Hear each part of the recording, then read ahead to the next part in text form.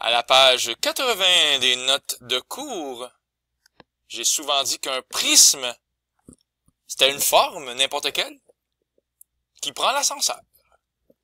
Alors ici, on a un joli triangle. Il est content. Il prend l'ascenseur.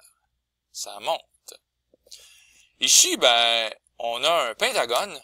Lui, il n'a pas eu une bonne journée. Il prend l'ascenseur. Bon, il s'en va vers le bas, lui. Ici, je sais pas, il y a combien de côtés? 1, 2, 3, 4, 5, 6, 7, 8. Ça semble être un octogone. Donc, c'est un prisme à base octogonale. Et ainsi va la vie. À la limite, un cylindre, on pourrait presque dire que c'est un prisme, même si c'en est pas un, mais c'est quand même un cercle qui prend l'ascenseur, tout simplement. Bon voyage! Alors, le principe est quand même assez simple. On calcule le volume d'un prisme ou d'un cylindre en multipliant l'aire de la base,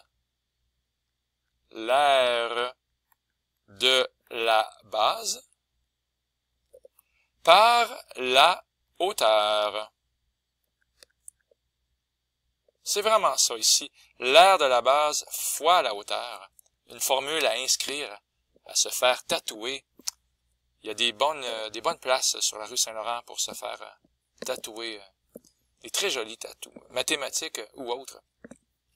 Donc, l'aire de la base fois la hauteur. On va écrire ça un petit peu mieux que ça ici. Donc, prise 2.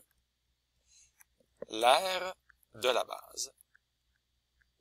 On a d'autres prismes ici qu'on s'est amusé à faire en rigolant. C'est un prisme à base triangulaire. Donc, c'est comme si l'ascenseur, finalement, le triangle se déplace, mais au lieu d'aller vers le haut ou vers le bas, il s'en va plus en profondeur, comme ça. Donc, on a un triangle qui se déplace. Et même chose, un autre prisme. Et quelle est la base? La base, attention. Je sais c'est peut-être tentant de dire que la base est un rectangle, parce qu'il est couché sur un rectangle, mais non, c'est pas un rectangle qui prend l'ascenseur. C'est vraiment ici un trapèze. Je tente de souligner son importance. Et c'est un trapèze qui prend l'ascenseur en voyageant par là-bas. Ah, super rapidement, quel est le volume d'un cylindre? Pour dessiner un cylindre, vous faites un cercle aplati et un autre cercle aplati, à peu près pareil, s'il vous plaît. Puis, qu'est-ce qu'il suffit de faire? Ben, il suffit de les relier. Voilà. On les relie. Voici un cylindre. Bon, ce sera pas un grand prix de dessin, mais c'est pas grave. Dont la hauteur et la circonférence mesurent respectivement. Alors attention, respectivement, ça veut dire en respectant cet ordre-là. Ici, la hauteur, elle est de 12 cm. C'est toi, la hauteur. Et la circonférence ici, à la base, ben, c'est 8 pi centimètres. Bon, clairement, là, je suis peut-être en manque de sucre, en manque de gras, en manque de protéines, mais je suis surtout en manque de rayons. J'ai besoin de trouver le rayon du cercle à la base de mon cylindre. Donc, la circonférence, on sait tous maintenant que c'est 2 pi r, il n'y a plus d'excuses. Et la circonférence, on vient de découvrir, ou de lire plutôt, que c'est 8 pi. 8 pi est égal à 2 pi r. On peut simplifier par 2 pi de chaque côté.